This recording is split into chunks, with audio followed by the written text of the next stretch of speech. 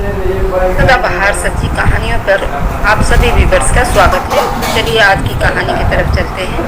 आज मेरी प्रिया पत्नी का करवा चौथ का पहला व्रत है। उसको गिफ्ट दिलाने के लिए मैं सुनार की दुकान पर उसे ले गया। दुकान की चकाचौंध देखकर मेरी पत्नी दंग हो गई।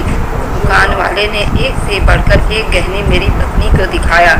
मेरी पत्नी अपने लिए गिफ्ट देखने में बिजी हो गई और अंत में उसे अंगूठी लेने का इरादा किया। दुकान पर कुछ अंगूठियां देखने के बाद मेरी पत्नी को एक सोने की अंगूठी पसंद आ गई। उसके पैसे देखकर हम बाहर निकलने के लिए मुड़े तो एक अजनबी आदमी से मेरी मुलाकात हो गई। वह आदमी मुझे जानता था। उस आदमी को देखकर मुझे लगा कि मैंने उस आदमी को कहीं देखा है, लेकिन मुझे कुछ भी याद नहीं आ रहा था। वह आदमी मेरे पास आया और बड़ी खुशी से मेरे गले से लग गया, मुझसे हाथ मिलाया और मेरे हाव भाव को देखकर वह कहने लगा कि लगता है पहचानने की कोशिश कर रहे हो बेटा। मैंने कहा माफ़ करना, आपका चेहरा जाना पहचाना सा लग रहा है, लेकिन कुछ याद नहीं आ रहा है। आपसे कब मिला हूँ? मैं थोड़ा सा मुस्कुरा कर कहने लगा, मेरा नाम मनोज है, वैसे लोग मुझे बड़ा बाबू कहते हैं। आज से तकरीबन 2 साल पहले तुम अपनी फैमिली के साथ हमारे घर मसूरी में आए थे।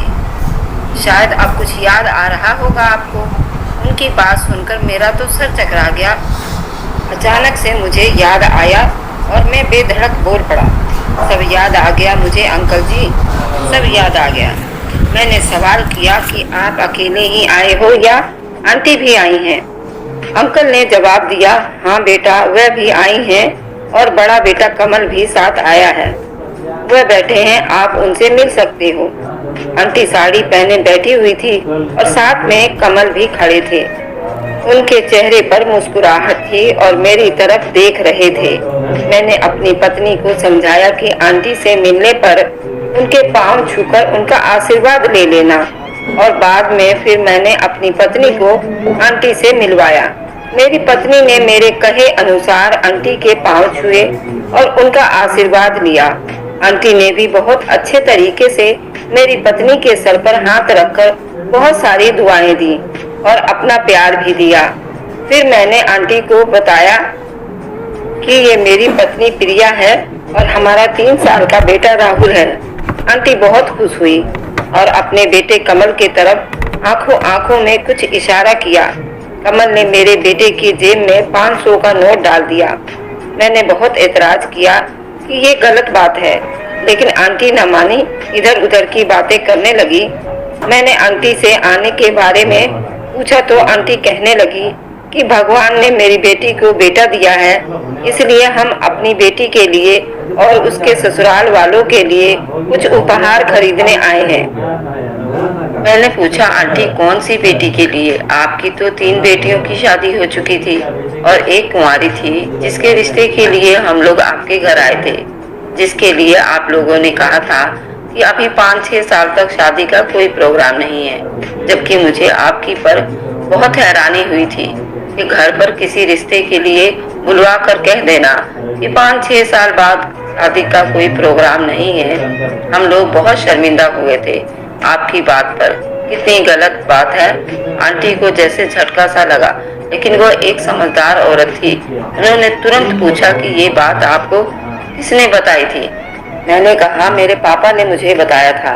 तो वह कहने लगी, नहीं, बात दरअसल कुछ और थी, लेकिन ना आपके पापा ने आपको पूरी बात नहीं बताई और बातों पर पर्दा डाल दिया। मैंने दरअसल सवाल उठाया कि पापा मुझे बात क्यों छुपा गए, जबकि मेरे पापा ने कभी भी झूठ नहीं बोला था। आंटी ने अपने बेटे से कहा कि मुझे अकेला छोड़ दो। मैंने भी अपनी पत्नी को कहा कि तुम थोड़ा सा वक्त मुझे दो, राहुल को बाहर घुमा लाओ। कुछ देर के बाद आंटी कहने लगी, बेटा जिस दिन तुम और तुम्हारे घर वाले हमारी बेटी का रिश्ता लेने आए थे, मैंने उसी दिन तुम्हारे रिश्ते से इनकार कर दिया था, जो कि शायद तुम्हारे पापा ने तुम्हें नहीं बताया। तुम एक पढ़े लिखे और होनहार लड़के हो। मुझे पता था कि तुम जिंदगी के एक कामयाब आदमी बनोगे और मुझे यकीन था कि तुम मेरी बेटी को भी खुश रखोगे, लेकिन नए लोगों के रिश्ता जोड़ने के लिए सिर्फ लड़के को ही नहीं देखा जाता, जबकि उसके पूरे खानदान को भी देखा जाता, परखा जाता है। लड़के या लड़की के घर वालों को देखकर उनके कैरेक्टर का अनुमान लगाया जाता है और वे अपने रिश्ते को कितना कामयाब रिश्ता बना सकते हैं, क्योंकि जिंदगी में उतार चढ़ाव आते रहते हैं और इन हालातों में हमको किसी अपने की जरूरत होती है। इसलिए हम किसी ऐसे परिवार से रिश्ता नहीं जोड़ते जो खुशियों में हमारे साथ हो लेकिन समय पड़ने पर साथ छोड़कर चले जाए। इसलिए मैंने उस दिन आपके पापा को साफ साफ आपके रिश्ते के लिए मना कर दिया था। हो सकता है कि उन्होंने आपको पूरी बात ना बताई हो। आंटी की बातें सुनकर थोड़ा सा परेशान हो गया और मैंने कहा कि आंटी, हम बहन भाई आपस में एक दूसरे पर जान छिड़कते हैं, खुशी और गम में बराबर के हिस्सेदार होते हैं। कभी ऐसा नहीं हुआ कि हमने आपस में कभी एक दूसरे से कोई शिकायत की हो। मैं 100% ठीक कह रहा हूँ। शायद आपको हमारे परिवार को परखने में गलती हुई है। आंटी ने एक गहरी सांस ली और कहा, बेटा, अभी तुम बहुत छोटे हो, तुम दुनिया की परख नहीं है। जो चीज मैं देख सकती हूँ तुम अभी उनको नहीं देख सकते। आंटी ने कहा, मैं अपने तजुर्बे से कह सकती हूँ कि मैं गलत नहीं थी। चलो मैं तुम्हें पूरी बात तसल्ली से बताती हूँ। मेरी बेटी के लिए जो भी रिश्ता हमारे घर आता तो हम उनके सामने कुछ शर्तें रख देते। जो भी मेरी बेटी को देखने आए वह अपने पूरे परिवार के साथ आए और सभी अच्छे कपड़े पहने हुए और परिवार औरतें अपने पूरे जेवर पहनकर आए। वह सज धज कर आए। परिवार में जिसके पास जो भी गाड़ी हो सभी अपनी अपनी गाड़ियों में आए। ये शर्त सुनकर बहुत से लोगों को अजीब लगता था, लेकिन कई लोगों ने इसका अलग अलग मतलब निकाला। कई ने ये कहकर चले जाते कि शायद ये लोग लड़के वालों की अहमियत को तोलना चाहते हैं। जब तुम्हारा रिश्ता मेरी बेटी के लिए आया तो हमने तुम्हारे परिवार वालों के सामने भी यही शर्तें रखी थी। तुम्हारा परिवार जब हमारे घर आया तो तुम्हारे भाई व भाभियाँ पहले पहुँचे थे। तुम्हारे माता पिता के बारे में पूछने पर तुम्हारी भाभियाँ ने हंसते हुए बताया था कि तुम्हारे पिता की खटारा गाड़ी के कारण वह लोग पीछे रह गए हैं। कुछ देर के बाद जब तुम्हारे माँ बाप आए तो उन्होंने रास्ते में गाड़ी खराब हो जाने के कारण देर से आने पर माफी मांगी और हंसते हुए कहा कि हमारी तरह हमारी गाड़ी भी बूढ़ी हो गई है। हमने सबसे पहले तुम्हारे भाइयों की गाड़ियां देखी जो कि बहुत महंगी लग रही थी। फिर मैंने तुम्हारी मम्मी पापा के कपड़ों को देखा, वह साधारण से लोग लग रहे थे, जबकि तुम्हारे भाइयों व भाइयों ने काफी महंगे व ब्रांडेड कपड़े पहने हुए थे। तुम्हारी माँ ने हल्के फुल्के पुराने जमाने के जेवर पहन रखे थे, जबकि तुम्हारी भाभियों ने हीरे और सोने के काफी महंगे जेवर पहन रखे थे। फिर मैंने तुम्हारी भाभियों से पूछा कि घर का खाना कौन बनाता है। तुम्हारी भाभियों ने कहा कि हम सब अलग अलग पकाते हैं और मम्मी पापा का खाना तुम्हारी बहन बनाती है। इसी तरह मैंने जब पूछा कि बच्चों को स्कूल छोड़ने कौन जाता है तो मुझे पता चला कि तुम्हारे भाई अपने बच्चों को खुद छोड़ते हैं, जबकि तुम्हारी बहन को तुम्हारे पापा कॉलेज लेकर जाते हैं। जब मैंने ये सब सुना तो मुझे तुम्हारे परिवार के बारे में सब कुछ समझ आ गया।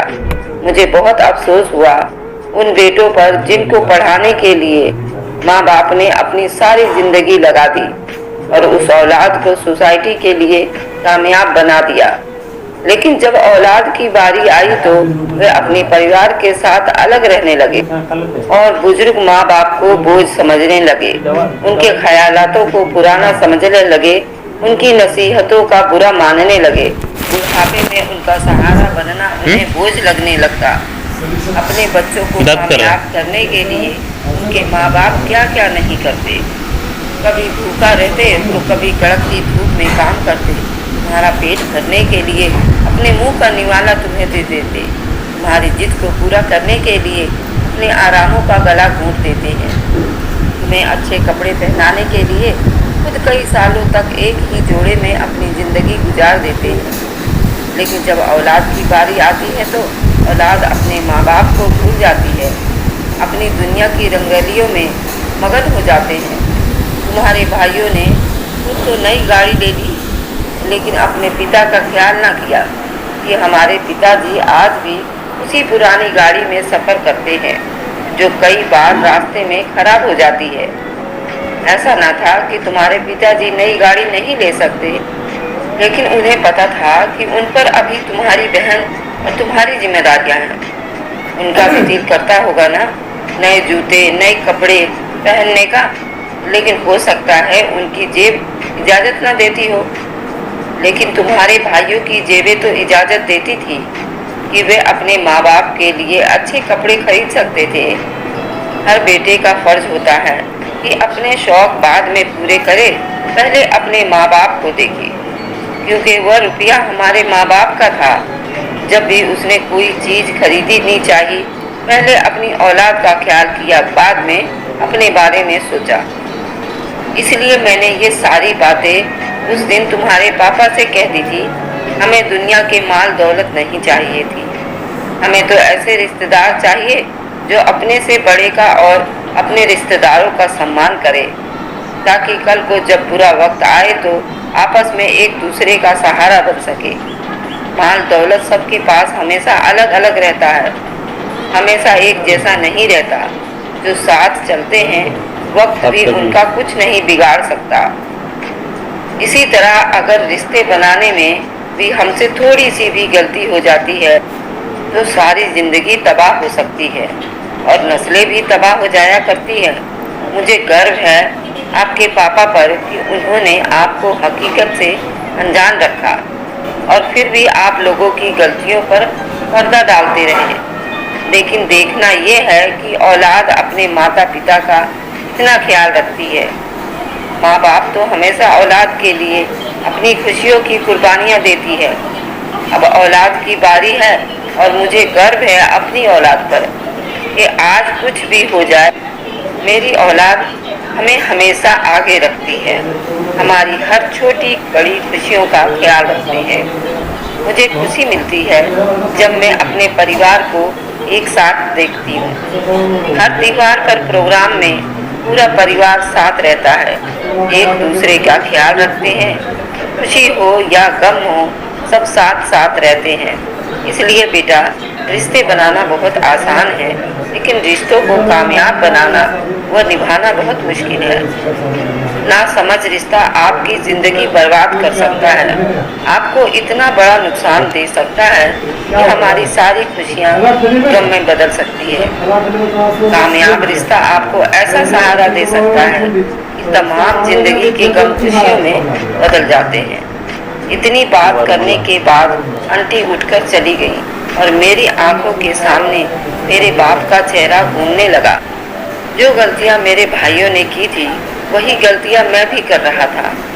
मेरी गाड़ी मेरे पापा की गाड़ी से अच्छी थी, मेरे कपड़े पापा के कपड़े से बहुत अच्छे थे, मेरी पत्नी के हाथ में सोने की चूड़ियाँ और कंगन थे, लेकिन मेरी माँ ने बहन की शादी के लिए सारे जेवर बेच दिए थे। हम दोनों के ड्यूटी जाने पर मेरे माँ बाप हमारे बच्चों की देखभाल करते हैं और वे आज भी माँ बाप की जिम्मेदारियां निभा रहे हैं, लेकिन हम उन्हें भूल चुके हैं।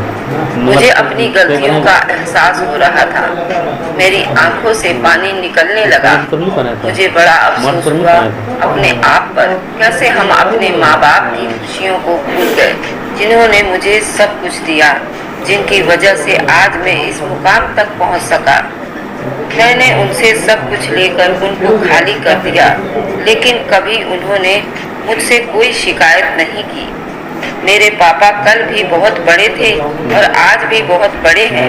मैं कल भी नाकाम था और आज भी नाकाम हूँ। ये थी मेरी कहानी। आप लोगों को कैसी लगी कमेंट बॉक्स में जरूर बताएं। वीडियो को लाइक व सब्सक्राइब करना ना भूलें। धन्यवाद, नमस्कार। आप सबका दिन शुभ हो और फिर मिलेंगे एक नई कहानी के साथ। Thanks for watching, like and subscribe. Bye bye.